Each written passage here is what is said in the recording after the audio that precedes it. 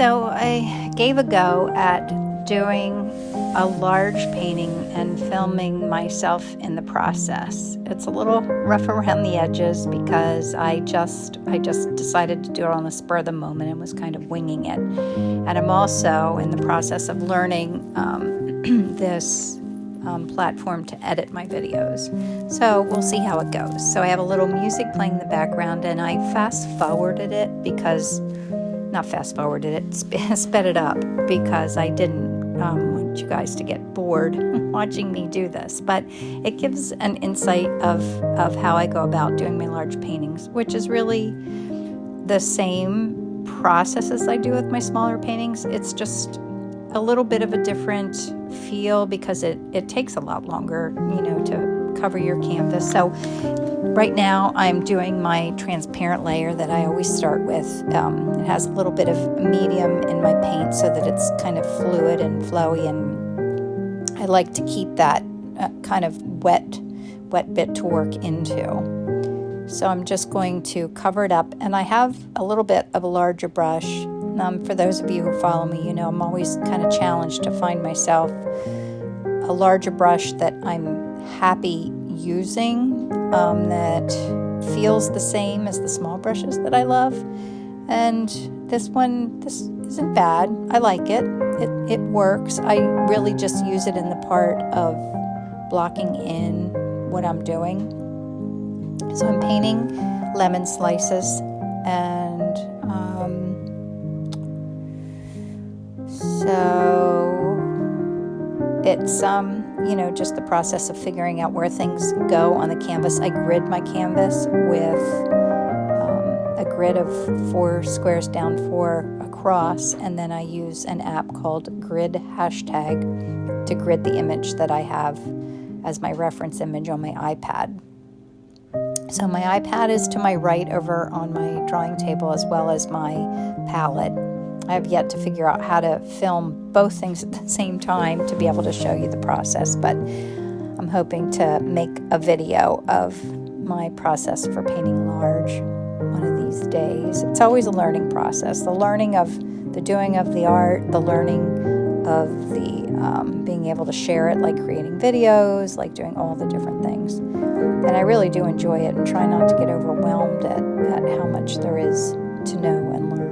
But right now I'm using pigment sticks. They're called R&F pigment sticks, and I just use them in kind of the second layer of my painting. After I block in kind of transparent colors, I add these.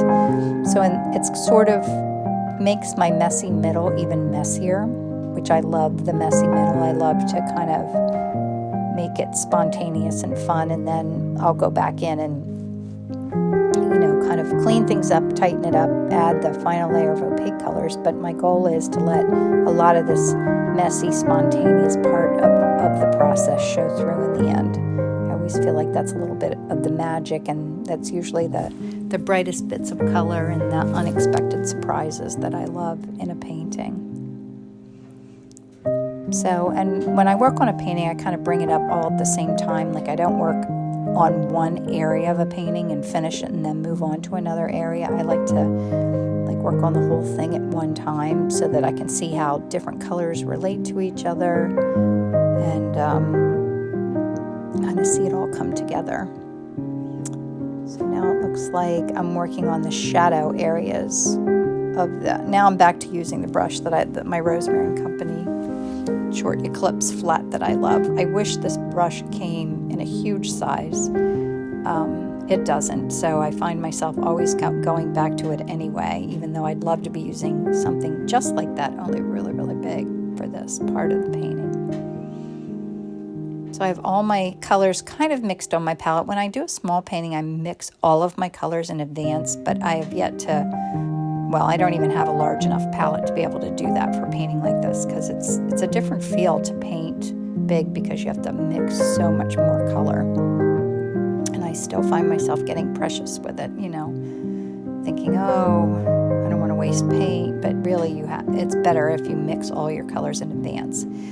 So when I was working on this, I would mix, like right now I have kind of my background shadow colors mixed, but I don't have all the colors of the painting mixed because it wouldn't fit on my palette. So I'm just locking all of that in. I guess the other challenging part I find with a big painting is the messy middle is much longer. When I work on smaller paintings and they only take me a couple of hours, I get through that phase much more quickly. But on a big painting, it takes a long time, so if the painting is twice as large, I feel like it takes twice as much patience to work through the messy middle and keep that confidence that it's all going to turn out okay in the end. I say that I feel like painting, it's more about confidence than anything else. You just have to maintain your confidence, work your way through it, and knowing when to stop. That's the other tricky part of painting. And with larger paintings, sometimes I'll stop and then, take some time away from it and come back and see what else it needs, because painting large, it takes so much longer too that it's hard to get it done in one session. Because I find that I get tired, and I work best when I'm fresh, and that's why I like to paint in the mornings, because I feel awake and more creative, I'd say. I feel a lot more creative at the beginning of the day. As the day goes on and I get tired, I spend more time doing, kind of mundane, thoughtless parts of the process. So here I am kind of rounding out the shapes a little bit more of the lemon slices. I did a great big one of these and had it at an art show, and some people think it's lemons or oranges, but it really doesn't matter. And I try to have all kinds of colors in there, so it could be whatever you want it to be, but it's just such happy colors. It's a fun thing to paint. So there I'm working on that shape, because the outside of the lemon is like very yellow, and then there's that white part. Now I'm working on my background, and I think the colors look a little bit off in here, but I think I had the manganese blue hue background that I love, and I'm painting pretty much white, maybe with a little bit of blue over top of that, but then the color that's below there shows through, and I love that little bit of, helps it kind of to glow and makes it more spontaneous. So this whole process, it does take a long time. I think you would be bored if I did it in real time. But I wanted to, here on my YouTube channel, I usually just post when I paint live. I paint live every Wednesday morning on Instagram, and then I share them here on my YouTube channel. It's just kind of a way of starting my YouTube channel and working on it. But I'd like to make more content just for YouTube, so that I'm filming it in landscape rather than portrait mode. In Instagram, everything's portrait, so it's going in the wrong direction. But I remembered when I set this up and started painting it, I remembered to do it in portrait mode. Now here I'm playing around with putting in the segments, which helps give them a lot more of the feel of being fruit slices. And then I zoomed in a little bit so you could see a little bit better what I was doing. Yeah, it's a whole different thing to film and be painting at the same time, because while I'm painting, I'm thinking about my camera. Glad I zoomed in a little bit so you can see it better. See how kind of loose and free and spontaneous it is.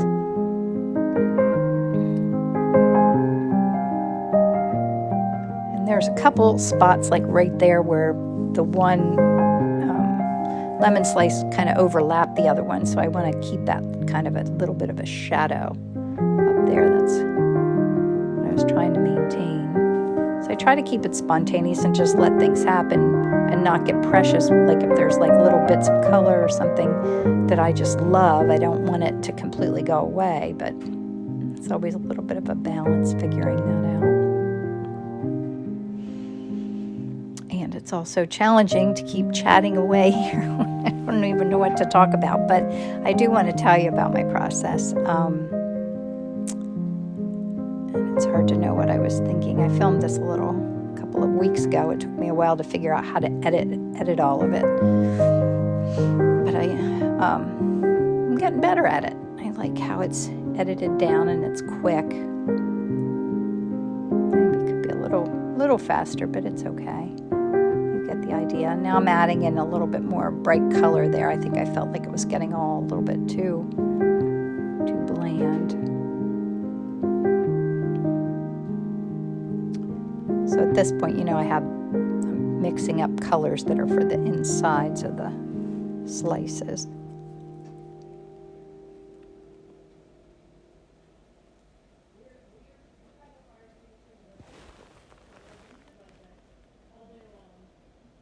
It's very fun.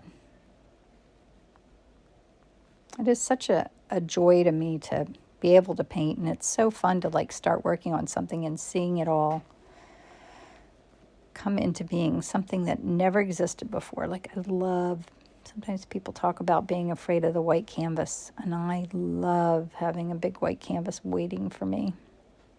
I have a large commission that I'm going to start working on this coming weekend, and I can hardly wait to dig into it. And it does get a little daunting, a little overwhelming, but the more you do something, the more you practice it, the better you get at it. And that is always true. Although I'd say sometimes I do feel like it's 2 steps forward, 1 step back. It's not like I make progress every single day, but usually progress is slow, and you have to have the faith that it'll all work out. I always say painting, more than anything, teaches me patience. Patience in the process of learning, and patience in listening to my intuition, knowing when a painting's done, like all those kinds of things. And I also work when I paint my first kind of transparent layer, I work from light to dark. But then as I move forward in my painting and I'm putting on the opaque colors now, I work more from dark to light. I put in more of my dark areas, and then I put my kind of kisses of the light pops of color. I wait and add them at the very end, because I find that if I put my lightest lights on my painting before I'm finished painting with darker colors, it kind of gets muddy. It muddies the lightest lights.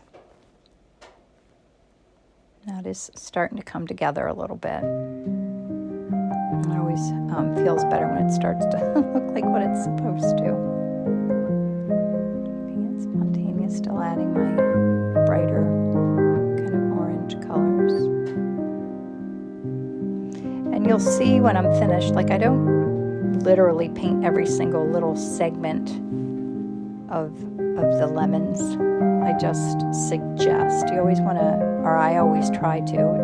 Everyone's style is different, but I always try to suggest what you're looking at, not literally paint it exactly as what I'm seeing. And I try to get more and more in that direction. Less literal, more spontaneous, more intuitive painting.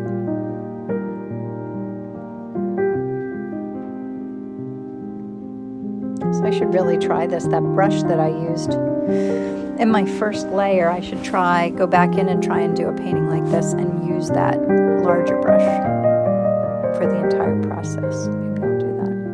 Oops, I tried to cut out when I'm covering what I'm working on too. I go with more of my edges, more of my lighter. And now it looks like I'm adding in like more lighter colors right now. That white, I don't know what that's called, but that really gives it a lot of definition. Still a little bit, I felt like it needed to be brighter. There goes another brighter bit of segments in there.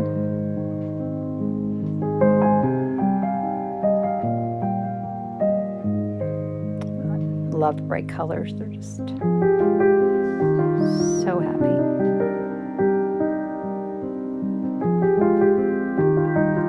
Those are the suggestions of the segments.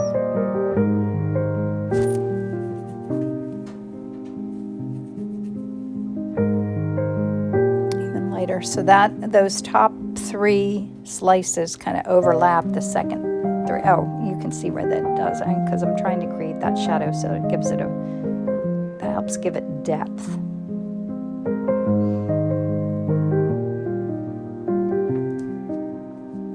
was fun to photograph. There's a few more that I'd like to do in the same style.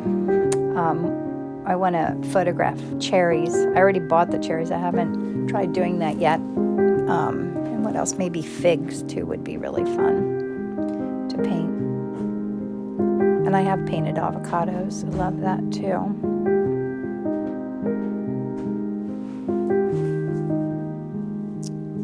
So now it's getting more and more detail. And it, you know, that's always a little bit of a balance, is to figure out how much detail to add. I'm spending some time at my daughter's house and their dogs were barking. So I'll finish up my little voiceover here and show you. I did a little, filmed myself showing you the painting at the very end.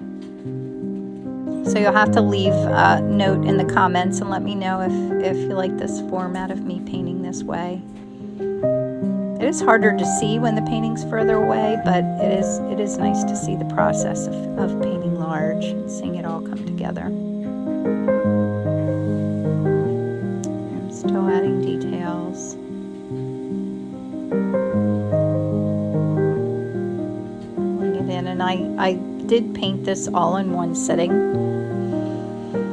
That is my preferred way to paint. That's how I'm used to painting my smaller paintings, and it's how I like to paint my large ones. But there are times that just can't happen, that I need to stop, especially if I get tired. I find that, you know, if my energy starts to wane, then so does my creativity and my intuition of what I'm working on. Adding that little, now I'm putting my lightest lights in there.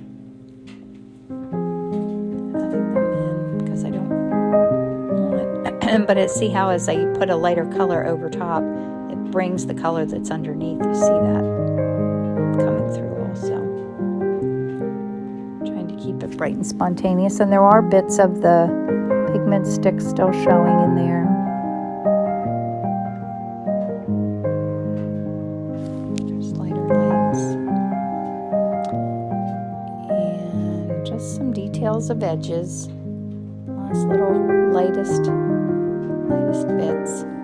This painting is 30 inches by 30 inches on canvas. It's not on hardboard. Usually when I paint on a larger painting, I paint on canvas because the hardboard panels, the ampersand panels that I use get super heavy to carry around or to take to art shows. So here I am. This is the finished painting.